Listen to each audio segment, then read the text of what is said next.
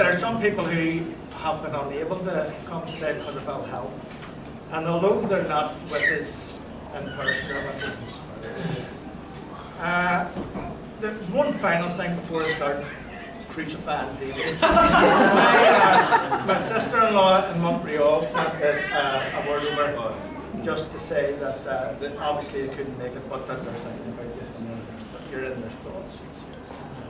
Just a word of caution for anybody who's ever considering asking their father to do best man. Big mistake.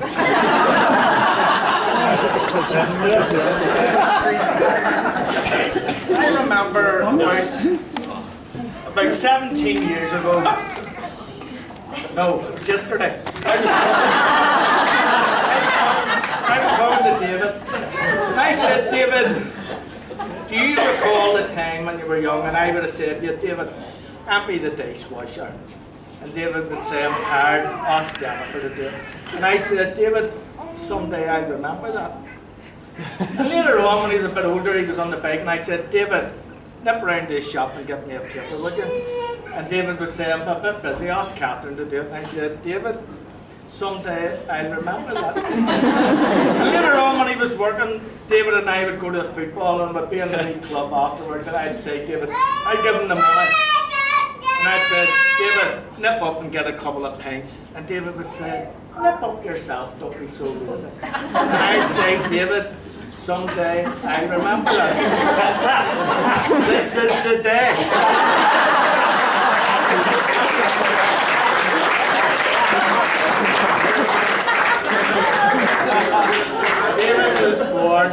David was born on the 8th of May, 1985. And for those of you who are familiar with your history and your dates, you'll recognise that the 8th of May is VE Day, Victory in Europe Day. And my brother said after he was born, you know, what you should do is call him Blitz Omar. I thought it had a nice ring to it. But anyway, we went to David. When David was born, everything turned. And I mean, literally, everything turned. He had feet like boomerangs. This is true. He had feet, his feet turned in. Not only did his feet turn in, his eyes turned in. He had the best view of his nose ever. But that was nothing. Until later on when the teeth started. The teeth turned out. The teeth turned in every direction. But that was nothing until the acne arose. It turned out with a vengeance. So what you actually see, what you see, and this is fact, what you see sitting before you today is the result of the combined efforts of a very good podiatrist, a very skilled ophthalmic surgeon, a very talented orthodontist, and the combined skills of the skins department of the Belfast City. Looks too bad.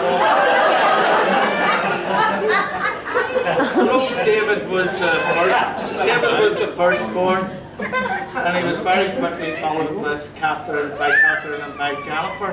And although David was the oldest, the two girls in Portugal, I came home from work one day and David said the girls tried to kill me. Took an eye They blood. both denied it. They said that the plastic bag would keep you fresh.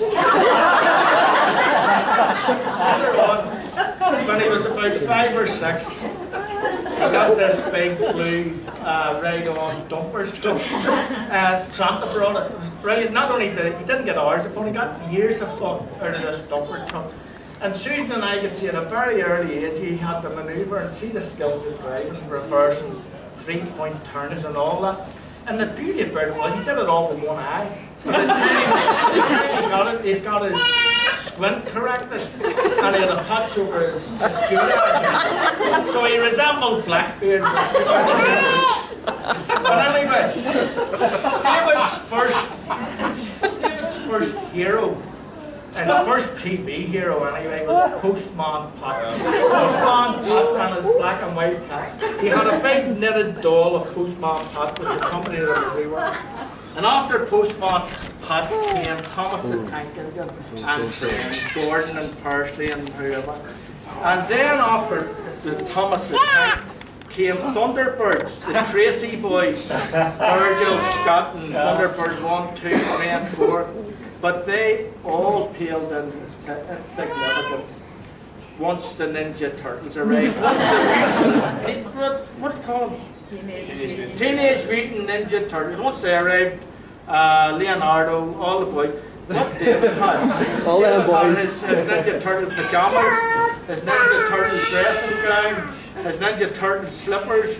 He had his Ninja Turtle school bag, lunchbox, and he also had the Ninja Turtle patches sewn onto his jeans. So he would be going to school with a Ninja Turtle tea bag, or school bag, and he felt as proud as punch. David went to Forge Integrated Primary School in Belfast, and if truth was told, he always found academia quite challenging. We went to see a parent-teacher meeting one time, and the teacher said that they'd been discussing economics, banking, the pound against the euro and whatnot. And the teacher happened to ask David, did he know what a PPI was? And David said yes. It's what you get if you don't wear your goggles in the swimming pool. Not only that, he was quite gullible. As a child, as a young boy, he was very gullible. We were watching David Attenborough's World of Birds or whatever it was. When I sat David down, I said, David, I never told you this, but your parents were budgies. He couldn't look himself in the mirror for weeks.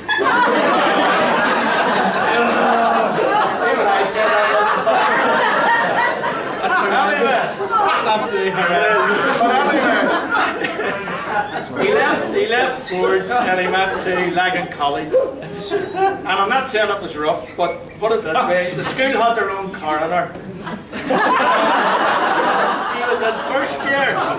When he was in first year, he wanted to join. You remember he wanted to join the debating society, but somebody taught him out. You have to think about these. Anyway, in second year, he was into music. He learned the guitar. He got his first electric guitar, and we would have taken him for guitar lessons. He's very versatile on the guitar and indeed on the keyboard. But he came in this day and he said he was thinking of writing a musical. And I said, a musical? And he said, look what the Sound of Music did for Eamon Andrews. I said, David, you mean Julie Andrews? He said, no, well, you knew him better than I did. I thought that would have got a better response. Anyway, Eamon Andrews. Anyway, exactly. When he was, I thought the third year he started doing his first part-time job. He was a paper boy. He was a paper boy delivering it. He got one day at the paper boy because the guy was all sick and it was just to see did he fancy it as such.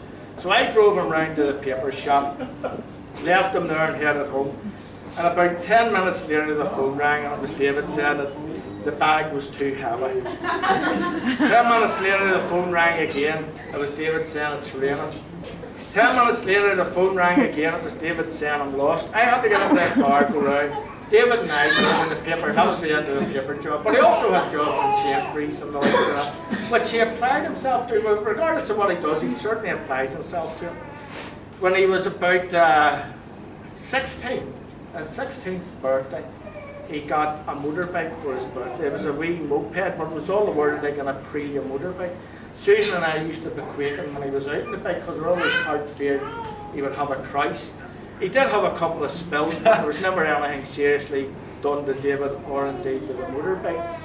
But at the time he was doing exams, the teacher says he was a plagiarist. Their words, not mine. There was one test that he did pass. Don't I'll tell you later. There was one test he did pass, and that was his driving test. He passed his test when he was 17 years of age.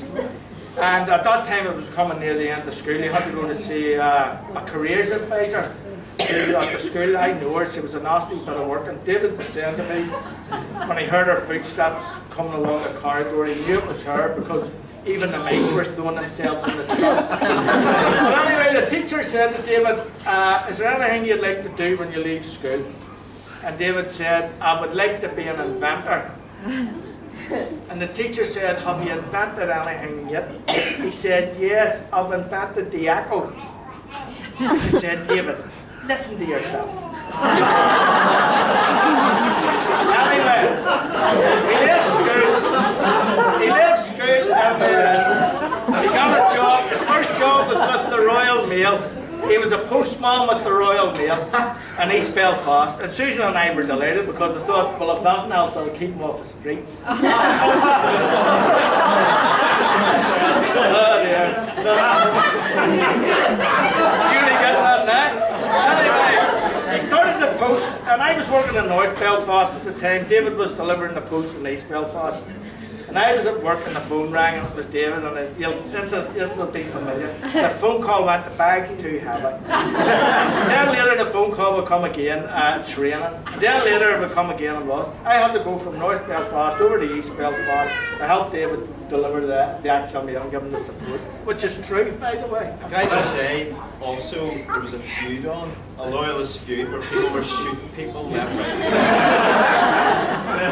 David was working on the plane. But anyway, he also then worked for a while with a car hire firm up at Delta Grove Airport, and then he worked with a Ford dealer over in East Belfast. But at the time, he was getting a bit of a wanderlust. He wanted a bit of excitement and a bit of adventure, so he thought about joining the armed forces. The first place, he actually thought about joining first the Royal Navy. And when he went for the interview, the first thing he said to David was, can you swim? And David goes, why, have you no boats? he then went and he applied for the Royal Air Force, and the rest is history. When David left to join the Royal Air Force in October 2007, it really was a huge wrench for all of us back home. It left a huge void, seriously, in all our lives. He went to Halton, and the thing about it is, see, no matter what David does to you, and those of you who know David will recognise this, he gives it 100%. But he has a great, seriously, he has a great work ethic. He's dependable, he's honest, he's respectful, he's trustworthy. And what he did, he applied those attributes to his training at Halton. And we as a family went over to Halton then for his passing out parade. And it was only when we got to the ceremony that we learnt that David had been awarded the Mayor of Aylesbury trophy for the best overall recruit. The best overall recruit. And I'll tell you, that's not bad for somebody with flat feet. David was doing the training for going to Halton. He would run 3 or 4 miles each evening, but he would get these terrible shin splints. So I decided to go to see a physio to see if there was anything he could suggest. And the physio looked at his feet and he told him he had the worst flat feet he had ever seen in his life. Anyway, David finished off at Halton, then he went to Leconfield for a while to finish off with the driving. And then he was based up in Lucas. I was telling you about some of the people who have been important in David's life, Postman Pat, Thomas the Tank. But there's other names that I am now so familiar with. Ben Carey, Donny Fielding, Rob Starr, Tim Carter, and the Bull Chuck. Chuck Norris. These are guys who not only were familiar with David, but were also even more familiar with the bionic tonic. I don't know if you know what the bionic tonic is. Yeah. It's the pump fast. Many's a night, 3 o'clock in the morning, I would get a phone call. I would get a phone call at 3 o'clock in the morning, and I would be David. And he'd go, where are you? I'd say, I'm in the house. He says, what are you doing? I says, I'm trying to sleep. And he'd go, here, talk to Ben. Ben is from Sunderland. The English can't even understand what Ben says. You see when he's talking like a washing machine, and you're couldn't get my head around it. David took with him to the RAF some of his habits from home. One of which is that he likes to sleep naked. Now, in and of itself, there's nothing wrong with sleeping naked. However, it did cause a few problems on the long-haul flight down to the Falklands. David was at the Falklands, he was up in Lookers, and then after a few years he transferred down to Stafford with the Tactical Supply Wing. And he did a bit of time, as he was saying, in Jordan, and then was in Afghanistan. But it was, as David was saying, when he was back in Stafford, that he met this vision, as you see, sitting before you. And once Lucy arrived on the scene, the RAF didn't compete, basically. Susan and I are very lucky. We have two son-in-laws as such. There's Declan and there's the soon-to-be Kyle. And although we call them doom and gloom, they're actually two good lads. Not only is Lucy the perfect wife to David and being the perfect partner, but as David's also alluded to, she's the perfect mother to William, and we're more than happy to accept Lucy into our family as a daughter-in-law. Susan and I waited 30 odd years for the first grandchild to come along, and as Keith was saying, first of all, Thomas came along, sleeping angel as he is. Thomas came along on the 23rd of January 2014, and then very quickly followed by William, who came along on the 24th of March 2014. And the strange thing about William's birth is William was born in Manchester, but Lucy was in Stafford at the time. Work that one out.